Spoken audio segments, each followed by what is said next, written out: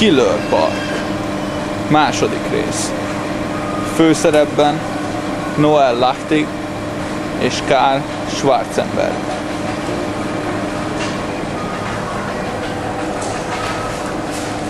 Killer Park.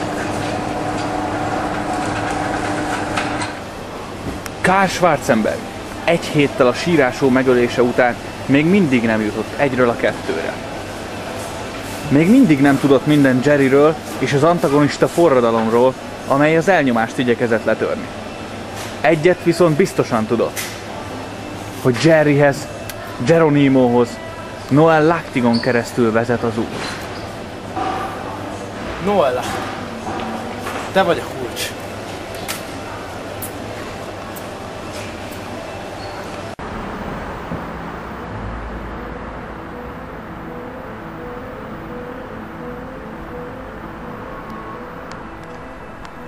Miután rájöttem Noel Lachtig és a rendszert veszélyeztető föld alatti antagonisták kapcsolatára, a főhadiszállásra siettem. 11 óra volt, és én még mindig szolgálatban voltam. Kellemes nyárutói este volt, lapos üvegem azonban már csendesen kongott. De Lachtig aktáira még szükségem volt, az antagonisták ugyanis veszélyes játékot űztek. Semmi másra nem vágytam, csak Mári forró ölelésére és a föld alatti mozgalom lebuktatására.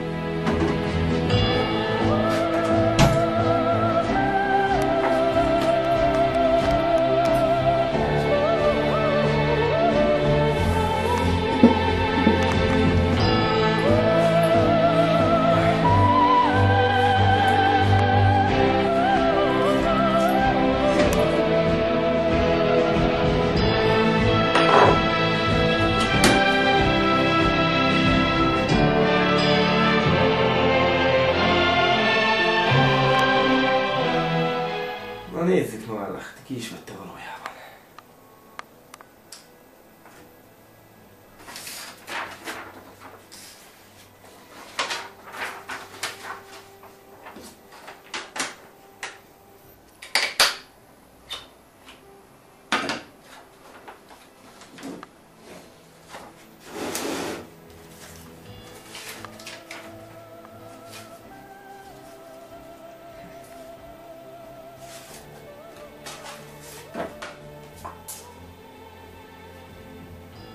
Szüleim magára adták. A lovak nevelték egy tanyán.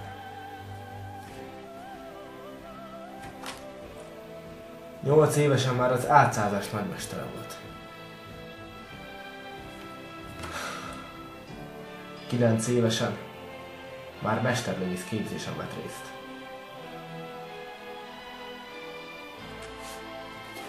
És a diploma, amit 12 évesen szerzett a Harvard jogi karán. Ravaszróka vagy te, Noel Lachtig. De rajtam nem fogsz ki. Engem nem baszol át. Míg Karl keményen húzta az igát, Jerry és Noel titkos találkozása zajlott. Jerry, állj fel! Életben vagy, hát mégis. A sírásó. Tegnap a temetőben. Ő mondta, hogy érsz. Mi ez a maskara rajtad? Vedd fel kiléted! Ennek még nem jött el az ideje, majd erre is fény derül. Tegnap összefutottam Karl Schwarzenberggel, gondolom ismerős a név. Kérdezősködött az antagonista forradalomról.